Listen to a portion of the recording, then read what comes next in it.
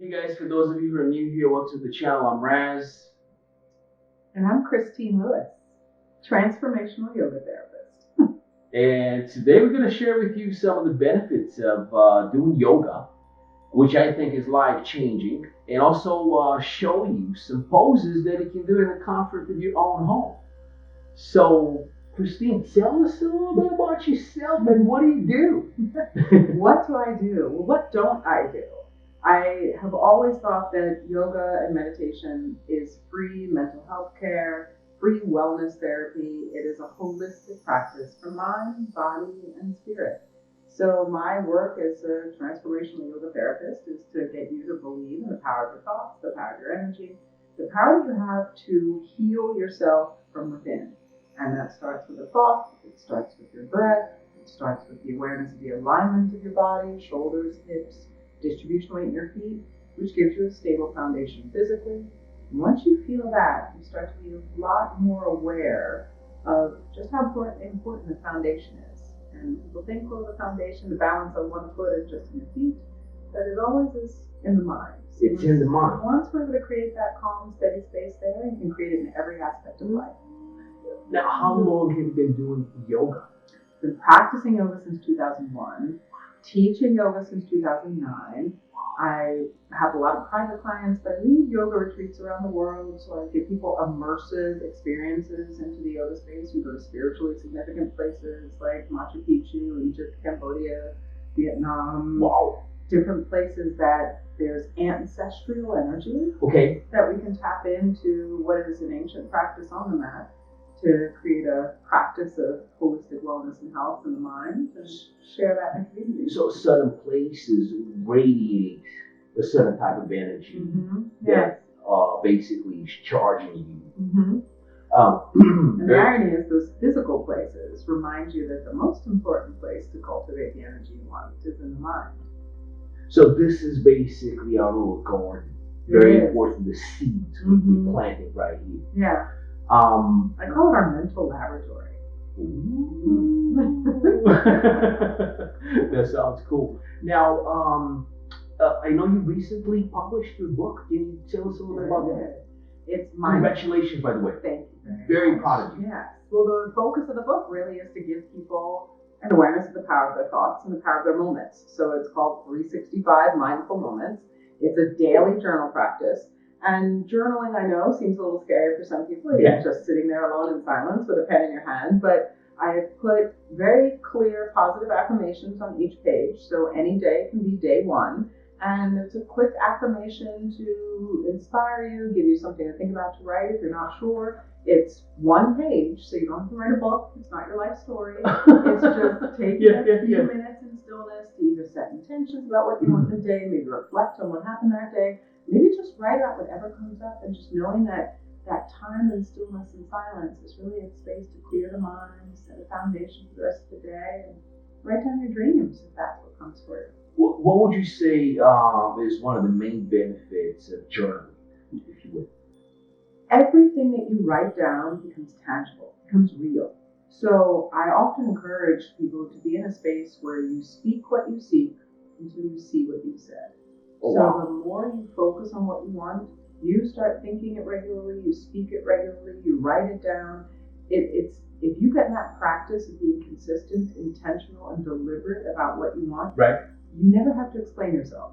No one ever will need to ask you why you're doing what you're doing because it's obvious, the evidence is in your actions. So if you can get to the space where you're thinking it, speaking it, writing it down, being clear about what you want, the easiest way to do that is to outline your dreams, outline the big vision, the picture of what you want, and then you incorporate it into every aspect of your life. Very, very cool. I think it's super powerful. So in other words, if I want to start journaling today, I would open the book. You start with day one. Day one. With day one, right. And write down basically, write into existence what I would like to manifest into reality. So that's powerful. Yeah. That's powerful. And you do that every single day. For 365 days. Very, very cool. And that starts a pattern and a habit. And the beauty of a pattern is the more often you do anything, the easier it becomes. And once we recognize the quality of the patterns and habits that we're creating in our life, then you start getting more intentional and deliberate about those patterns. So if there's something that's not working for you, replace it with something that is working for you. That And makes do it sense. consistently. That makes sense. That makes And sense. it gets easier. People say going to the gym, working out, doing something physical is hard. Well, it is hard that first day. But if you keep doing it, you keep doing it, you keep doing it, it becomes a routine. It's natural. I think one of the things, the one habit that is very important is just showing up. Mm-hmm. If you can show up, right, every day, Yeah. just do something that will make you better than yesterday. But do that consistently. I think you'll be further ahead than, for example, at the beginning of the year. Yeah. Right. Well, I joke with people for the gym, show up at the parking lot. Just get to the parking lot, get to the parking spot, you're okay. For the yoga practice, show up to your mat. Just get on the mat. Once you're there, something's going to happen. You're going to do something. You will do already something. arrived. Yes. You already gotten yourself. And the same with the journaling. It's like, just get there. Start to be clear about what it is you want, because it's like little baby steps. But as long as you're moving in the right direction, eventually you're going to make progress. You just got to be consistent. Love it. Where can people find the book? It's Amazon. You can find it at spokenwordyoga.com. Okay. You can Google 365 Mindful Moments Journal and Very, it'll very come cool. up. Yeah. I'm going to leave the link in the video description as well, so you can guys get the book if you want. Now, what are some of the main benefits, Christina, of doing yoga? Yoga is a holistic wellness practice. So the magic of the yoga practice, it's an ancient practice, thousands of years of pattern, habit, of physical movement on the mat has gotten us into a space where we're able to relieve tension, pain from any area of the body, keep the joints healthy, move energy through the connective tissue. Every single body can do yoga. You can do yoga in bed, lying on the floor, standing on one foot. It is not standing on your head. That might be one or two poses. Certainly, it's very impressive. You'll get lots of likes on Instagram. But we don't have but to. nobody cares. Nobody cares when you stand on your head. It is not changing the world. What will change the world is how you feel when you leave your yoga mat. And it's that time spent in that moving meditation. It's the balance between the effort and the ease. The balance in the space where you just let your breath kind of move you through life. That inhale and exhale moves you through the postures on the mat, helps to open up your shoulders, hamstrings, hips, but most importantly, open up your mind. Open up your mind. Mm-hmm. The one thing I wanted to ask you is, I know some people they might feel maybe self-conscious or maybe a little intimidated.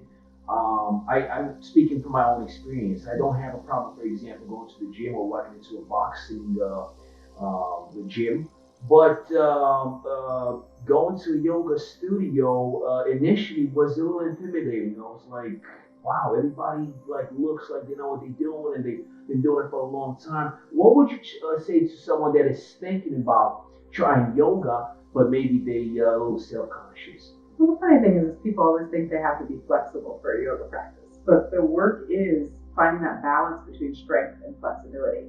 So I teach a lot of professional athletes, a lot of the NFL combine guys, a lot of the professional boxers, UFC fighters, a lot of golfers, tennis players. Very cool. And okay. The irony is they all say, especially the retired professional athletes, say that they wish they would have kept up a yoga practice the entire time that they were doing 2-a-days, that they were in the gym for 5, 6, 7 hours, because not only does it help prevent injury, but it allows you to recover faster from any strength training activity that you do. Got you. The joke is, and I say this all the time, if you sit, if you stand, if you walk, if you run, yoga is a perfect practice for you. Love it. Even just sitting at a desk all day. Think about how, so many people have lower back issues, hip pain, shoulder pain, and just the action of moving, stretching, getting blood moving through every single cell and fiber of your body, getting that space where, you're balancing on one foot, you can't possibly think about anything else.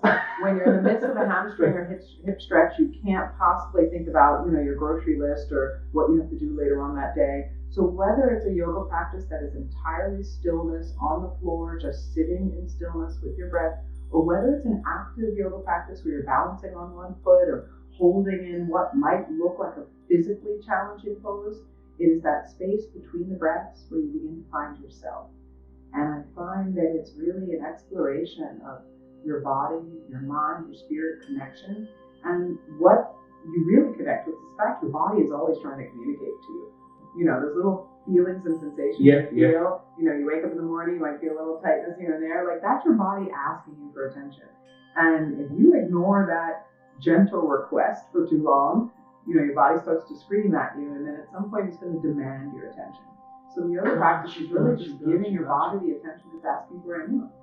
That I love it. Super, super cool. Okay, how often should one be doing yoga? Let's say it's a beginner. Yeah, well, the funny part is you get in, you'll do one class, and that one class might be very challenging at first. And the challenge really will come with that voice in your head. You'll start to notice that conversation in your head that's analyzing what's happening in your body, maybe looking at the person next to you, analyzing what's happening in their body.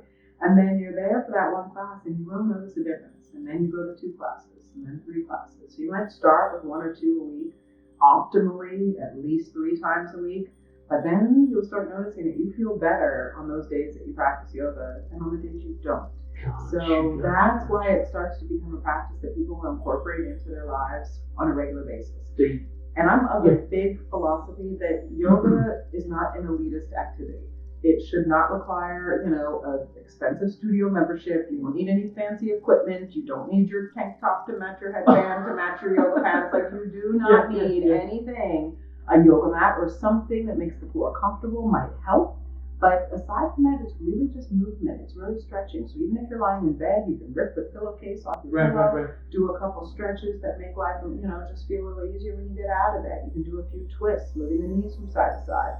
Just being aware that it's really the breath letting you in. So once you do a couple practices, you might notice you'll just incorporate those stretches into your daily routine. So let's say if someone wants to find you, they want to learn how to do yoga from the best, where they can find you, Christine? Well, there's a lot of ways to find me. You can check out christinelewis.me. That is my digital business card. It has everything. But I teach what's called spoken word yoga. I created a yoga practice where I infuse life advice and positive affirmations into the yoga practice. So spokenwordyoga.com. I've launched a yoga DAO, a decentralized autonomous organization, who are also in the metaverse, creating a wellness metaverse. I have sacred geometry animated NFTs with chakra frequency music. Those are found at yogabossnft.io. So there's a lot of places to find me. All of those sites are listed at christinelewis.me. Very, very cool. And tell us a little bit. I know you have a retreat this year. Yes. Several retreats every year. We just came back from Peru and Machu Picchu. I've led that a few times. We have Egypt coming up in November 9th through the 18th.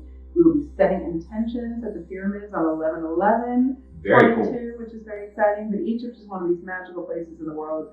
The energy, the collective consciousness that came together to create the pyramids, it's always awe-inspiring. It really gets you to really connect with the power of your thoughts and the power of your action, the power of intention, and the power of consistency. Because all of those things had to happen in order for those pyramids to be built. And just feeling the connection that happens on a yoga retreat is always magic.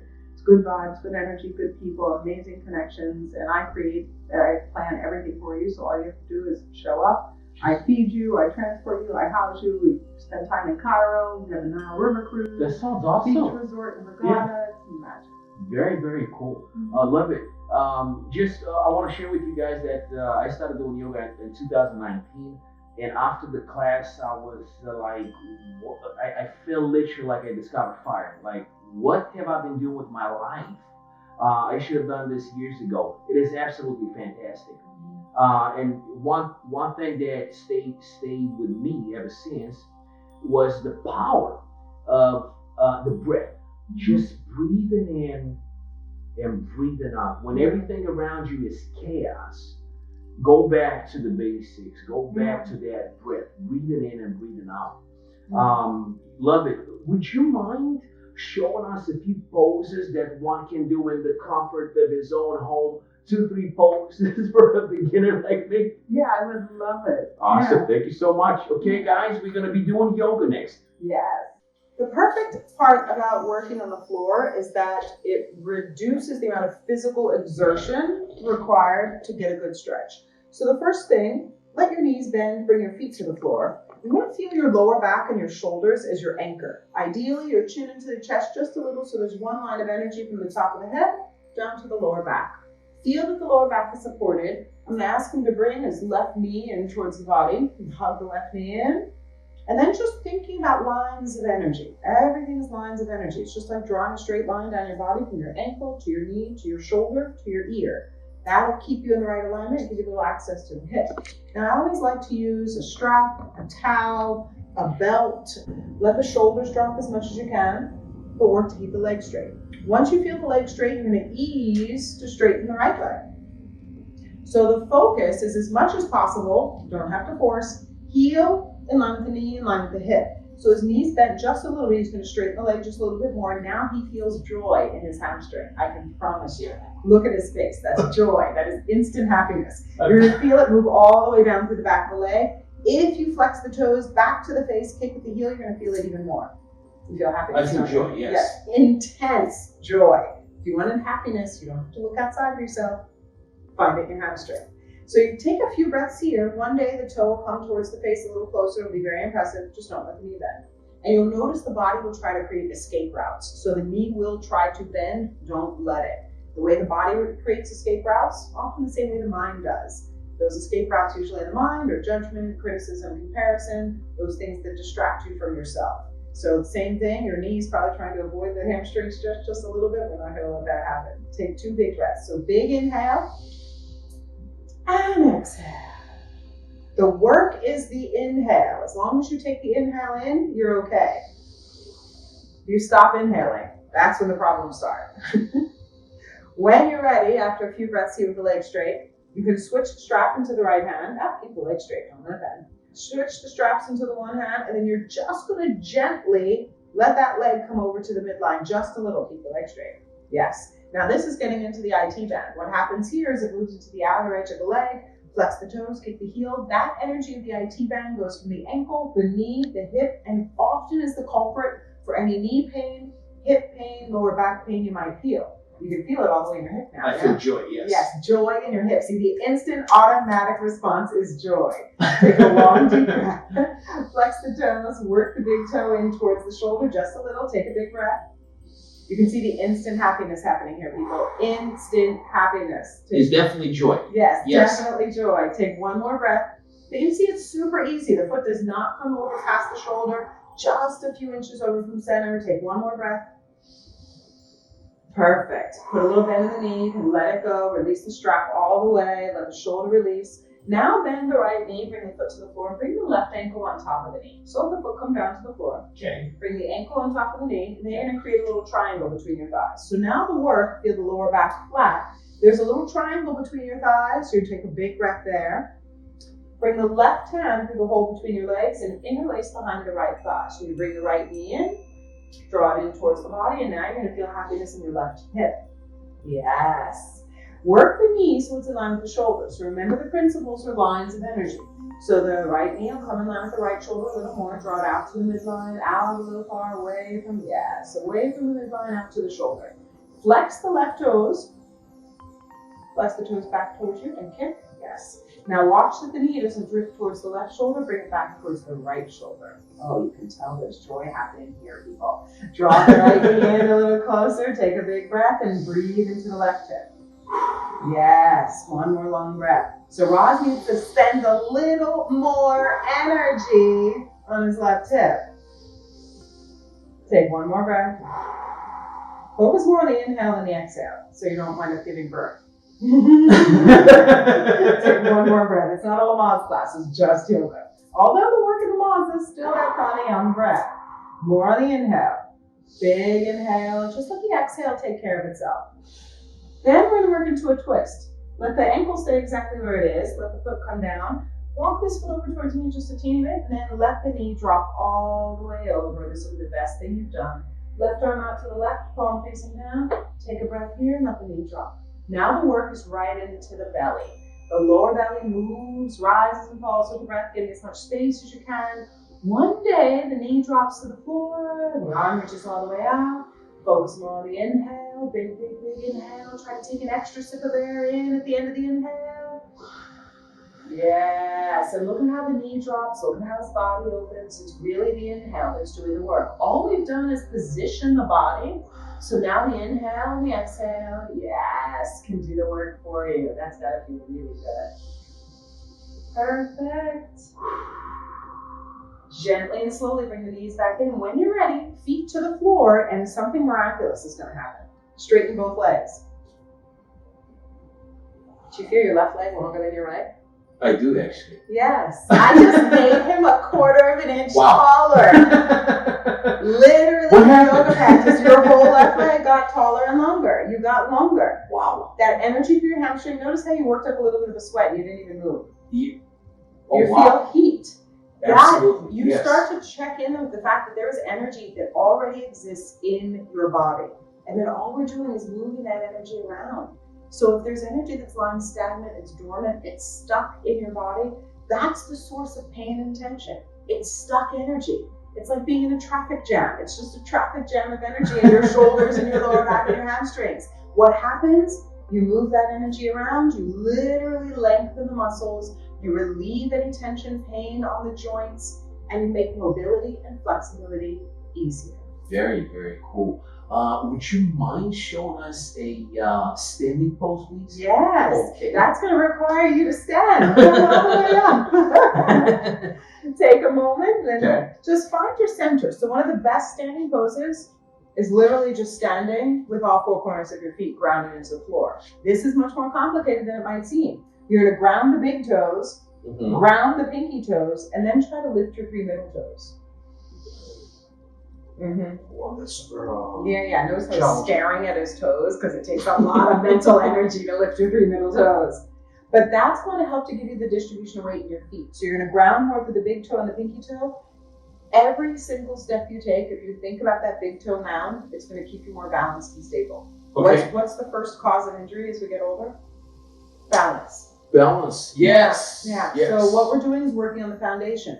From that big toe mound, there is one muscle that runs all the way up your inner thigh, all the way up through your belly, all the way up through your diaphragm, and up to the tip of your tongue. Oh, wow. So if you stand in that big toe mound, you will automatically make yourself taller. And it's like doing a little core exercise without having to do a crunch. Very, very cool. Magic how that works. Very cool. So when you're ready, you're going to work, ground the energy through your left heel, turn your left toes out 45 degrees. Okay. Step your right foot forward 3 feet. It's going to be a simple hamstring stretch. Okay. So we just did a little hamstring energy with your left leg on the floor. Now we got to get the right leg standing.